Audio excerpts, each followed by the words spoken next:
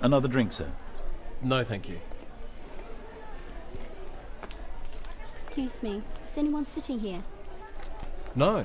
Please, have a seat. That's better. My feet are killing me. Have you been here long? No, but I just flew in this morning and I haven't had a chance to sit down since then. Oh. Where have you come from? From Manila? Is this your first visit to Australia? No, I have been once before, but it was a long time ago. And have you been to Sydney before? No, it's an amazing city. Yes, it has its points. But you're lucky to live in Manila. It's a fascinating city. What about yourself? Do you live in Sydney? No, I live in Melbourne. I'm just here for the conference. I'm going to Melbourne later. What's the weather like there? Not too good in winter, but at the moment it should be okay. So, how's your hotel? It's good, very convenient. Just near the harbour. Have you seen the Opera House yet? Yes, we flew right over it. Excuse me, there's someone I must talk to. It's been very nice to meet you. I'm Walter, by the way. You too, I'm Sue. Perhaps we'll meet later. I hope so.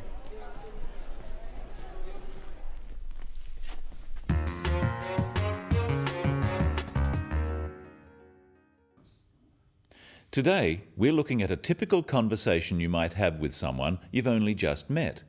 At a conference, for example. What sort of thing can you talk about? And what topics should be avoided? Let's look at how Walter and Sue get acquainted. Sue breaks the ice or starts the conversation. Excuse me, is anyone sitting here? No. Please, have a seat. That's better. My feet are killing me. We can tell from how Sue speaks to Walter that they haven't met before. She is very polite, and so is he. But then she says something more personal, and this is the icebreaker. That's better. My feet are killing me. Sue is letting Walter know two things. Firstly, that she is tired, and secondly, that she is willing to have a friendly conversation with him. By making a more personal or casual remark, she is inviting him to respond. Have you been here long? No, but I just flew in this morning and I haven't had a chance to sit down since then. Walter asks, "Have you been here long?" To start a conversation like this, it's fairly safe to talk about what people have just done. For this, we use the present perfect, have. Practice with Walter some typical questions like this you could ask. Have you been here long? Have you been to Sydney before? Have you seen the Opera House? Have you tried any restaurants?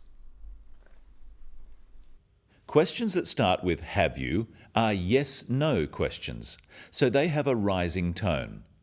Have you been here long? When answering these questions in a situation like this, it is helpful to add some information, not just say yes or no. If you just say yes or no, people may think you don't really want to talk. Have you been here long? No. No. Instead, notice how Sue helps the conversation along by giving some extra information. Have you been here long? No, but I just flew in this morning and I haven't had a chance to sit down since then. Oh. Where have you come from?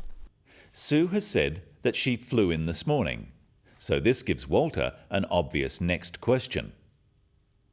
Where have you come from? This is a different type of question. It's asking for information. Questions beginning with where, when, what, why, who, are all questions asking for information. Notice the difference between where have you come from, meaning where did you fly from, and where are you from, meaning what is your nationality. Notice also the falling tone with these questions. Where have you come from? This makes the question sound friendly. But be careful not to ask too many questions like this altogether. The other person may think You're being too nosy. Where are you from? Manila. What do you do? I'm an accountant. Why are you here? I'm on business. Who are you with? My boss. Excuse me. Where are you going? Of course, some questions like this are all right, but try not to sound too inquisitive, and offer some information or ideas yourself. Is this your first visit to Australia? No, I have been once before, but it was a long time ago. And have you been to Sydney before? No, it's an amazing city. Yes, it has its points. But you're lucky to live in Manila. It's a fascinating city. Sue doesn't just answer yes or no, she adds some extra information. And Walter finds the opportunity to give his opinion and to compliment the place Sue comes from. Now it's Sue's turn to ask a question. What about yourself? Do you live in Sydney? No, I live in Melbourne. I'm just here for the conference. Sue wants to ask Walter about himself. This is showing interest. So she says, "What about yourself?" Practice some useful phrases to introduce a question. And what about yourself? And how about you? These phrases should be followed by a question. Practice again with the question to follow. And what about yourself? Do you live in Sydney? And how about you? Have you been here before? When meeting someone new on business, but in a social setting, there are a few safe topics. We can talk about travel and accommodation, basic questions about the other person, about the city you are in, interesting sights to see, and of course, the weather. I'm going to Melbourne later. What's the weather like there? Not too good in winter, but at the moment it should be okay. Finally, let's look at how Walter ends the conversation. He needs to make sure the other person doesn't think he is bored. Excuse me, there's someone I must talk to. It's been very nice to meet you. I'm Walter, by the way. You too. I'm Sue. Perhaps we'll meet later. I hope so. He gives a reason why he must go, then says, "It's been very nice to meet you." Practice some useful phrases for ending a conversation with Walter and Sue. Well, it's been very nice to meet you. Nice to meet you too. It's been good to meet you. You too.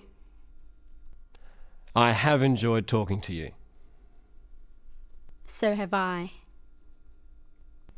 I hope we can meet again.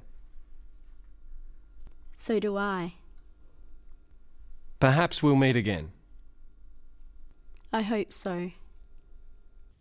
In conversation, when asking questions, remember to use a rising tone for yes-no questions, such as those starting with "Do you?"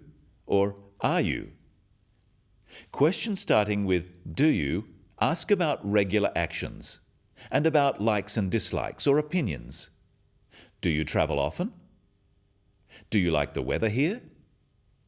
Do you think this session will be interesting? Questions starting with "Are you?" are asking for personal information. Are you from Manila? Or intentions? Are you going to the dinner? Questions starting with where, when, what, why, or who are asking for information, and they often have a falling tone. Where do you come from? When are you going back? People from different cultures have different ideas about what are reasonable topics for conversation between strangers. So at first, it is safest to stick to general topics, such as travel, the weather, places, and of course, the business you are in. And remember, to keep the conversation going, offer information. Don't just ask questions. That's all today on the Business of English. See you next time.